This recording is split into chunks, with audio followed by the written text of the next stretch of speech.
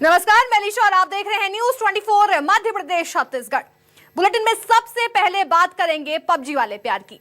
जी हां, पाकिस्तानी महिला सीमा हैदर और सचिन की मुश्किलें बढ़ गई हैं। जमानत पर बाहर आए दोनों से अब यूपी एटीएस की टीम पूछताछ कर रही है और इसकी वजह सीमा हैदर पर खुफिया एजेंसियों का गहराता शक है।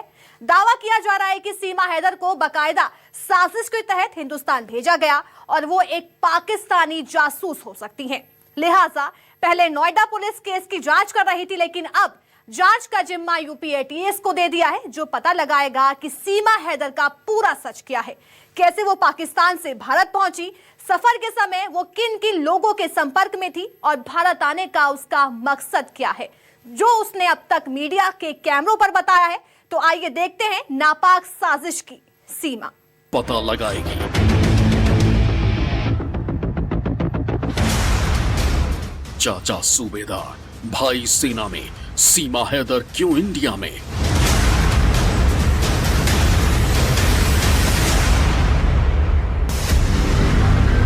नापाक साजिश की सीमा, बहुत बड़ा खुलासा।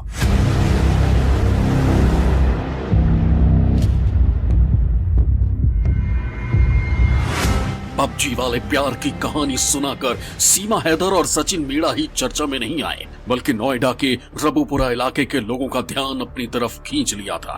सैकड़ों लोगों का जमावड़ा सचिन के घर के बाहर लगा था। लेकिन अब यहां सन्नाटा पसरा है। न पहले की तरह मीडिया के कैमरे हैं, न आसपास के लोगों की भीड़, जैसी 72 घंटे पहले तक हुआ करती थी।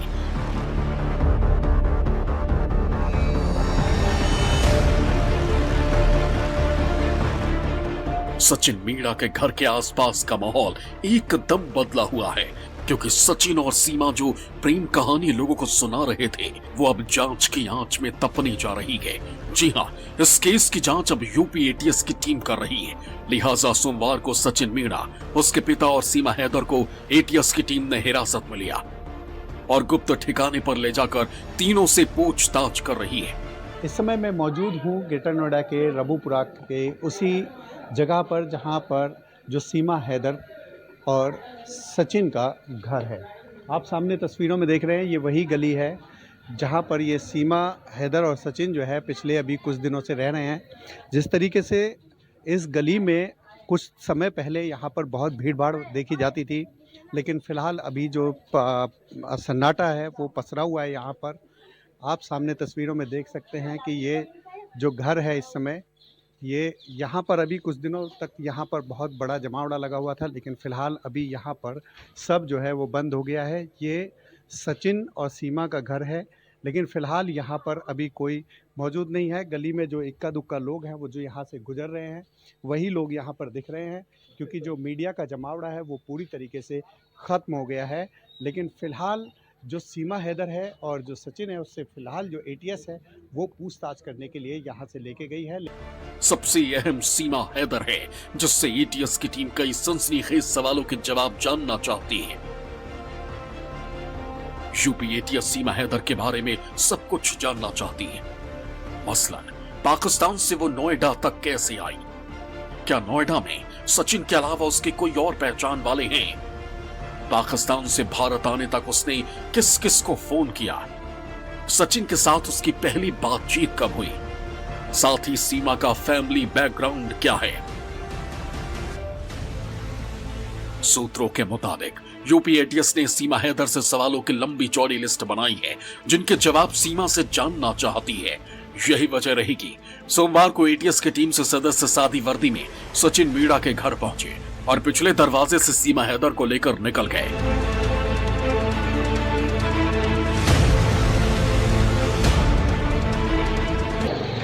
आज सुबह यहाँ पर जो एटीएस है वो यहाँ पर पहुँची है। सीमा हैदर और सचिन मीणा के परिवार को पूछताछ के लिए ले गई है, क्योंकि पिछले काफ़ी दिनों से जो मीडिया रिपोर्ट्स आ रही थी, उनको जो इंटेलिजेंस एजेंसियां हैं वो मॉनिटरिंग कर रही थी, क्योंकि जो प्राइमा फेसी जो बयान सीमा के आए थे, जो एजेंसियों ने जब पहले पूछताछ की थी, तो जब ये पकड़ी गई थी, तो उस समय के लेकर के और मीडिया रिपोर्ट्स को लेकर के कुछ चीज़ों में जो विरोधाभास जो देखने को मिला है, उसका मिलान जो है वो एटीएस कर रही है। फिलहाल एटीएस सीमा हैदर और सचिन मीना के साथ पूछताछ कर रही है और किसी गुपचुप ठिकाने पर ये पूछताछ हो रही है। फिलहाल किसी को इस मामले में कोई जानकारी नहीं है।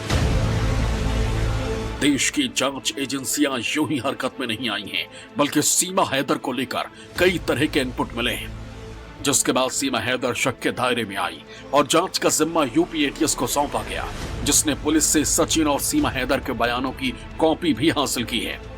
अब पूछताछ में एटीएस सीमा और सचिन के बयानों का मिलान करेगी, लेकिन सीमा हैदर पर शक की सुई क्यों घूम रही है, उसकी वजह जान लीजिए।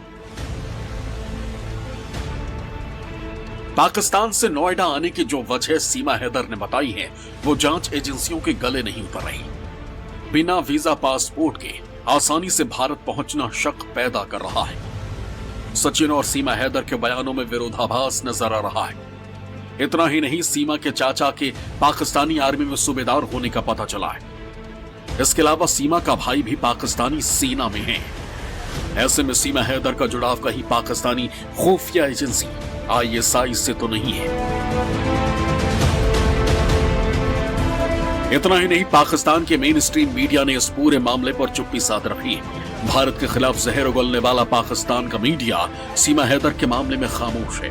कुछ चुनिंदा पाकिस्तानी यूट्यूबर ही सीमा के घर और उसके रिश्तेदारों तक पहुंचे और इस मुद्दे पर खबरें कर रहे हैं। मुस्लिम है और एक इंसान के पीछे अपना मजहब छोड़ रहे हैं, जाहिर बात है एंड पे सबने मुस्लिम हो ही जाना है। एक नवा कट्टा खुल गया जे, वो शादियों में जिस तरह कहते हैं ना, रोटी खुल गई जे, तो रोटी तो नहीं खुली लेकिन नवा कट्टा खुल गया जे। और नवा कट्टा ये है कि सीमा ISI की एजेंट है या रा की एजेंट है। सीमा पाकिस्तान की है या इंडिया की है। तो रा की तो हमने आपको पहले ही बताया था कि ये रा की साजिश नहीं है, क्योंकि रा के घर में तो वो पहुंची है मोहतरमा। तो इंडिया की तरफ से कहा जा रहा है कि ये ISI की एजेंट है। इसको बाकायदा प्लान किया गया है और प्लांट किया गया है। सिर्फ प्लान ही नहीं किया गया बल्कि प्लांट भी किया गया है। इधर भारतीय जांच एजेंसियां सक्रिय हुई तो उधर पाकिस्तान सरकार की तरफ से सीमा हैदर पर एक रिपोर्ट तैयार की गई, जिसमें सभी सामान्य जानकारी दी गई है। पाकिस्तान ने जो रिपोर्ट जारी की है, पाकिस्तान की रिपोर्ट में कहा गया है कि सीमा हैदर सिर्फ अपने प्रेमी से मिलने के लिए नेपाल गई थी, जबकि गुलाम हैदर से उसका निकाह 15 फरवरी 2014 को हुआ। उस वक्त सीमा की उम्र महज 19 साल थी। सीमा ने साल 2018 से साल 2021 के बीच में 4 बच्चों को जन्म दिया। पाकिस्तान की रिपोर्ट में आगे कहा गया है कि उसके पति रिक्शा चलाते थे, उसका एक भाई सरकारी नौकरी करता है, जबकि उसकी 2 बहनें और भी है। रिपोर्ट में पाकिस्तान की तरफ से कोई खास जानकारी नहीं दी गई। इतना जरूर बताया गया है कि सीमा हैदर ने मई में दुबई की यात्रा की थी, जबकि सीमा हैदर को 4 जुलाई को गिरफ्तार किया गया था। गिरफ्तारी के बाद उसने पाकिस्तान से नोएडा पहुंचने की जो कहानी बताई थी, उसके मुताबिक सीमा हैदर पहले पाकिस्तान से दुबई गई, यहां से वो नेपाल पहुंची और फिर नेपाल से नोएडा का रास्ता तय किया। जिस सहज तरीके से सीमा हैदर पाकिस्तान से दुबई और फिर नेपाल होते हुए बिना वीजा पासपोर्ट के भारत आई, इसे लेकर जानकारी जुटाई जा रही है। साथ ही पूरे सफर के दौरान सीमा हैदर ने जिन मोबाइल नंबरों का इस्तेमाल किया, उनकी भी जांच की जाएगी। सीमा किस रूट और रास्ते से होते हुए भारत आई, इस दौरान सीमा ने किन लोगों की मदद ली, इन सब सवालों के जवाब एटीएस सीमा से उगल पाएगी। यहाँ पर कुछ लोग हैं जो आज भी यहाँ पर सीमा हैदर से मिलने आए हैं। क्या नाम है आपका? मोनू मलिक। अच्छा मोनू, ये बताओ कि आप सीमा हैदर से मिलने आए हो? हाँ जी, अच्छा, हम मिलने आए हैं उनसे। अच्छा, तो क्या पता चला यहाँ पर? अभी यहाँ पे आके पता चला है कि ATS वाले उन्हें उठा के ले गए हैं। अच्छा। अपने से पूछताछ के लिए। अच्छा, हाँ जी, तो आप मतलब देखने की उत्सुकता क्यों है आपके अंदर? हमें थोड़ा देखते बातचीत करते देखने की इसलिए क्योंकि मीडिया में बहुत ज़्यादा हाईलाइट मामला, और हम पास में ही रहते तो भाई सब बहुत दूर दूर से लोग यहाँ पे आ रहे हैं, आप भी लोग आ रहे हो, मीडिया इतनी आ रही है, तो हमने सोचा क्यों हम भी जाके देखें क्या व्यवस्था। नेपाल के रास्ते गैर कानूनी तरीके से भारत आने के बाद सीमा सीधे ग्रेटर नोएडा में अपने प्रेमी के गांव पहुंच गई थी और यहां चुपचाप सचिन के साथ रह रही थी। हालांकि स्थानीय लोगों को जब शक हुआ और पुलिस गांव पहुंची तो दोनों मौके से फरार हो गए। इसके बाद यूपी पुलिस ने दोनों को हरियाणा के बल्लभगढ़ से पकड़ा था और कोर्ट में पेश किया था, जहां से अदालत ने दोनों को सशर्त जमानत दी थी। अदालत ने सीमा हैदर को आदेश दिया था कि लोकल पुलिस अधिकारी को बिना जानकारी दिए वो भारत नहीं छोड़ेगी। इतना ही नहीं, अदालत ने सीमा को यह भी निर्देश दिया था कि अगर वो वर्तमान पते को बदलती है तो कोर्ट को इसकी सूचना देनी होगी और बदले हुए पते की जानकारी भी साथ में देगी। कोर्ट ने तीसरी शर्त ये रखी कि अब वो भारत में कोई अपराध नहीं करेगी। सचिन और सीमा हैदर को जमानत मिली तो मामला चर्चा में आया। सचिन के घर मीडिया का जमावड़ा लगा, जिसके बाद दोनों अपनी पबजी वाली प्रेम कहानी दुनिया को सुनाने लगे थे। तो दूसरी तरफ जांच एजेंसियां सीमा हैदर के बारे में जानकारी जुटा रही थी, जिसके बाद शक होने पर फिर से पूछताछ के लिए सचिन, उसके पिता और सीमा हैदर को यूपी एटीएस ने हिरासत में लिया है। नोएडा से मोहम्मद यूसुफ के साथ ब्यूरो रिपोर्ट, न्यूज़ 24।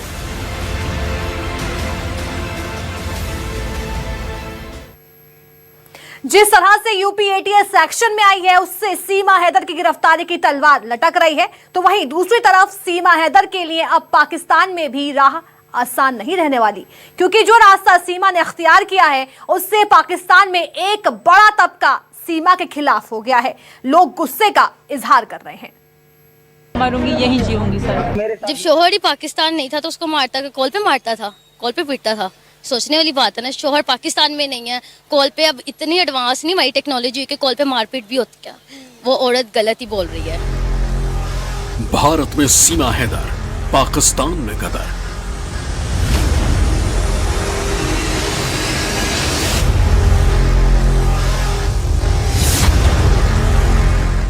प्यार में लांघी सरहद अब बढ़ रहा है महंगा।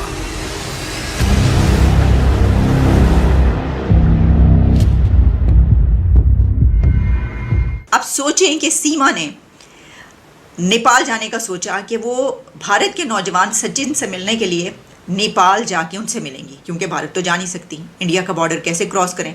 तो उन्होंने कहा कि नेपाल के बारे में जो है ये है कि वहाँ से जाया जा सकता है, वो आसान रास्ता है, तो पहले मुझे नेपाल जाना पड़ेगा। और उन्होंने नेपाल की टिकट्स लेने के लिए, यानी वो खर्चा बर्दाश्त करने के लिए, नेपाल जाने के लिए अपना 12 लाख का 12 लाख का प्लॉट बेचा, ज़मीन बेची। इसको कहते हैं मोहब्बत। ये होती है सच्ची मोहब्बत। ये आजकल की तो ऐसी ही फजूल में 2 मिनट में शुरू हुई और अगले 4 मिनट में ख़त्म हो गई फ़ोन पे बातें करके। सर ये मोहब्बतें होती हैं। उन्होंने अपना प्लॉट बेचा और अपने 4 बच्चों समेत वो वहाँ पर गई हैं। वाकई सीमा हैदर प्यार में पड़कर भारत आई, या फिर उसे पाकिस्तान की खुफिया एजेंसी ने पूरी तरह और ट्रेनिंग के बाद भारत भेजा। जब तक जांच एजेंसियां सीमा हैदर को क्लीन चिट नहीं देती, पक्के तौर पर कुछ भी नहीं कहा जा सकता। लेकिन सीमा हैदर के एक कदम ने उसके लिए इधर कुआं उधर खाई वाले हालात पैदा कर दिए हैं। भारत में उस पर गिरफ्तारी की तलवार लटक रही है, तो पाकिस्तान में भी उसके खिलाफ माहौल बन गया है। हाथ जोड़े ये है सीमा, गले में हिंदी से लिखा स्कार्फ है और मंगलसूत्र भी पहना हुआ जनाब। हाथ में सुर्ख चूड़ियां हैं और माथे पर लाल बिंदिया भी है। यह खातून पिछले चंद रोज से हर भारतीय चैनल की स्क्रीन पर इस तरह से छाई हुई हैं कि लगता है कि भारत में तमाम खबरें ही खत्म हो चुकी हैं। एंकर्स और रिपोर्टर हर रोज 2 कमरों के कच्चे मकान के बाहर कतारें लगाकर अपनी बारी का इंतजार करते हैं। 27 साल खातून को भारतीय पुलिस ने दिल्ली के नवाही इलाके से गिरफ्तार किया तो पता चला कि पबजी खेलते खेलते भारतीय शहरी सचिन की मोहब्बत में गिरफ्तार हुई और अपने 4 बच्चों के साथ पाकिस्तान से भारत पहुंच गई। आधा मीडिया इनको जासूस कह रहा है और आधा इनको आशिक कह रहा है। इसमें शक नहीं कि मीडिया ने सीमा हैदर और सचिन की कहानी को कवर किया, लेकिन जिस तरह के आरोप सीमा हैदर ने लगाए हैं, उसे लेकर पाकिस्तान में ही उस पर उंगली उठ रही है। सीमा के शौहर क्लेम कर रहे हैं कि ये मेरे निकाह में है, जबकि सीमा ने कहा है कि मैं इनके निकाह में नहीं हूँ। जब मियाँ बीवी बहुत अरसा दूर रहते हैं तो ऑटोमेटिकली जो है वो तलाक हो जाती है। फिर उन्होंने कहा कि मैं खुद इनसे तलाक ले चुकी हूँ। फिर उन्होंने एक और स्टेटमेंट दी कि ये मुझे फ़ोन पर भी जो है वर्बली 3 दफ़ा तलाक दे चुके हैं, जबकि सीमा का शौहर ये कह रहा है कि स्टिल मेरे निकाह में है, जबकि वो कह रही है कि मेरा इनसे कोई ताल्लुक नहीं। आप यहाँ से अंदाज़ा लगा लें, उसकी स्टेटमेंट्स ही बदलती जा रही हैं कि कभी उसने तलाक दे दी है, वर्बली दे दी है, मैं इसके निकाह में नहीं हूँ। पहली बात है, अगर कोई शौहर बाहर जा रहा है तो कमाने की गर्ज, वो अपनी बीवी बच्चों के लिए जा रहा है, वो किसी और के लिए नहीं जा रहा। तो स्टेटमेंट बिल्कुल गलत है उस औरत की, वो औरत गलत ही है। न्यूज़ 24 के साथ लाइव बातचीत में भी सीमा ने अपने पाकिस्तानी पति गुलाम हैदर पर आरोप लगाया था कि पति उसके साथ बदसलूकी करता था, मारपीट करता था। इसलिए जब उसे सचिन से प्यार मिला तो भारत चली आई। लेकिन सीमा का ऐसा बयान उस पर भारी पड़ता दिखाई दे रहा है। सीमा का ये कहना है कि मैं अपने शौहर के साथ खुश नहीं थी, वो मुझे मारता था, पीटता था और मैं उसके साथ हैप्पीली मैरिड नहीं थी, इसलिए मैंने ये कदम उठाया और मैं सचिन से शादी करने के लिए इंडिया आ गई।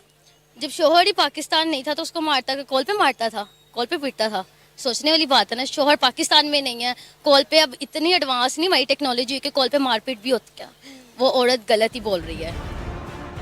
जाहिर है सीमा हैदर के एक कदम ने दो देशों के बीच नया विवाद खड़ा कर दिया है, लेकिन भारतीय खुफिया एजेंसियां अलर्ट हैं। वो सरहद पार से रची जाने वाली किसी भी साजिश को कामयाब नहीं होने देंगी। अब बस इंतजार सीमा का सच बाहर आने का है, तब पता चलेगा कि मामला प्यार मोहब्बत का है या फिर भारत के खिलाफ किसी गहरी साजिश का। Bureau report, news 24।